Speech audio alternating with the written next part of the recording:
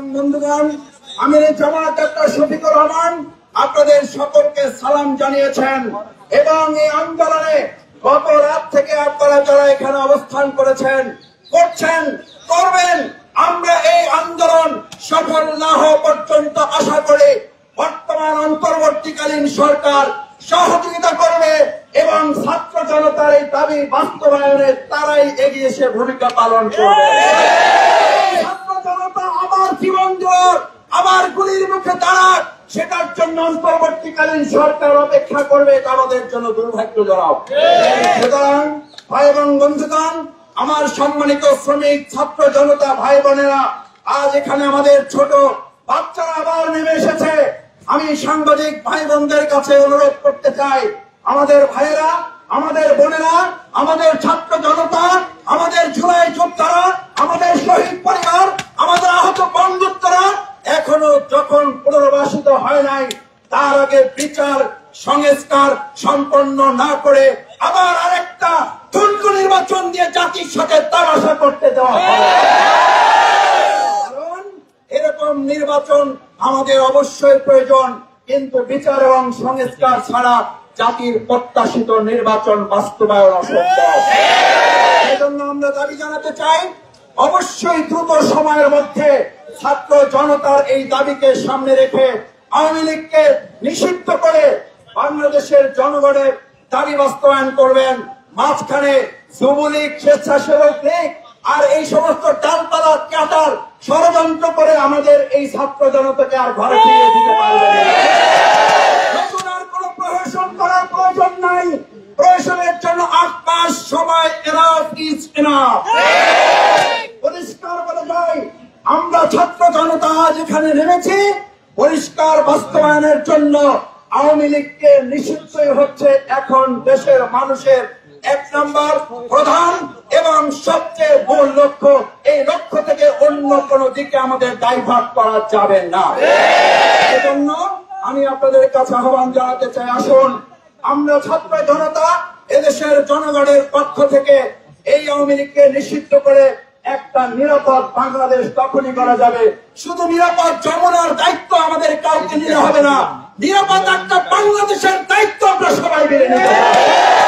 আমরা সেই ক্ষেত্রে প্রশাসন যারা আছেন তাদেরও সহযোগিতা কামনা করি।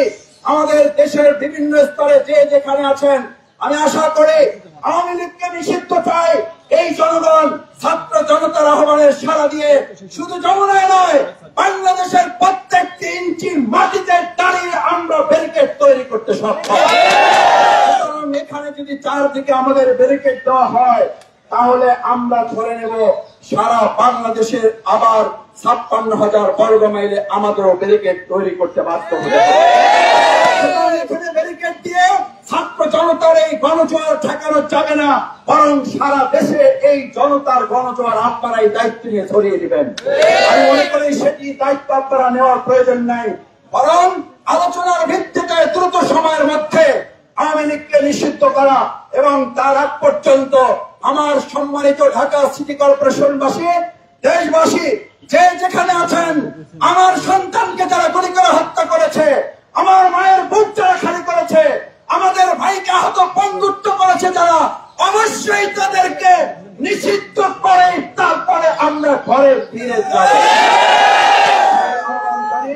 আপনারা যারা এখানে এসেছেন, আপনারা যতক্ষণ আমাদের এই দাবি বাস্তবায়ন না হচ্ছে, আমরা আপনাদের পাশে থেকে দাবি বাস্তবায়নে সর্বাত্মক সহযোগিতা করব, সেই আহ্বান জানিয়ে, সেই প্রত্যাশা ব্যক্ত করে আপনারা শেষ পর্যন্ত দাবি আদায় অটল অবিচল জুলাই যোদ্ধারা জুলাই আগস্টে গোটা পৃথিবীতে যেমন উঁচু করে বাংলাদেশকে দেখিয়েছেন, আমরা আওয়ামী লীগকে নিষিদ্ধ করে আরেকবার বাংলাদেশকে পৃথিবীর মানচিত্রে আমরা তুলে ধরব।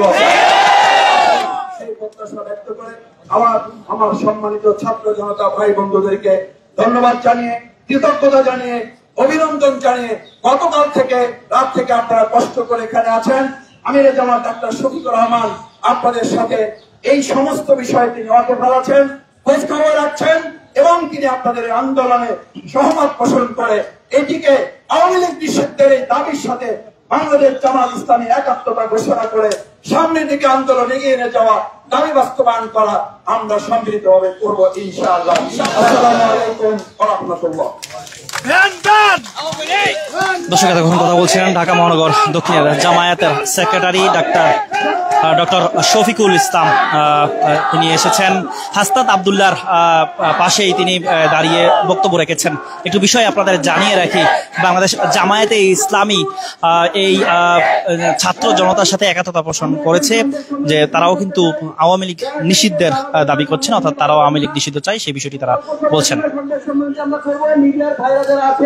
দর্শক কোন জায়গা থেকে আমাদের ভিডিও দেখছেন কর্মসে অবস্থান করছি, যুবলীগ স্বেচ্ছাসেবক লীগ নিষিদ্ধের প্রহসন দিয়ে আমাদেরকে এখান থেকে উঠানো যাবে।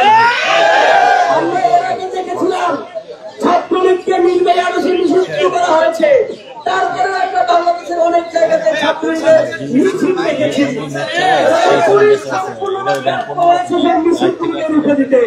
এমন ঠিক আছে, ওটা কেটে দিচ্ছি আমার বন্ধুগণ,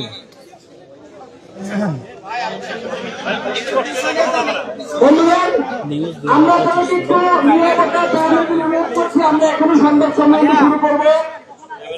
আমরা গতকাল রাত থেকে দেখেছি দল মত ধর্ম নির্বিশেষে বাংলাদেশে জুলাই নামক সকল ছাত্র জনতা শক্তি এই যমুনা ভবনের সামনে এসে মিলিত হয়েছে। আমরা আজকের এই সংবাদ সম্মেলনে আন্দোলনের অগ্রগতি এবং আন্দোলনের পরবর্তী অবস্থানের কথা বলবো। আমরা সংবাদ সম্মেলনটি শুরু করছি। সংবাদ সম্মেলনের শুরুতে কথা বলবেন নাসির উদ্দিন পাটোয়ারি। দর্শক আমরা আবারও আপনাদের সাথে যুক্ত হচ্ছি, আমাদের সঙ্গেই থাকুন।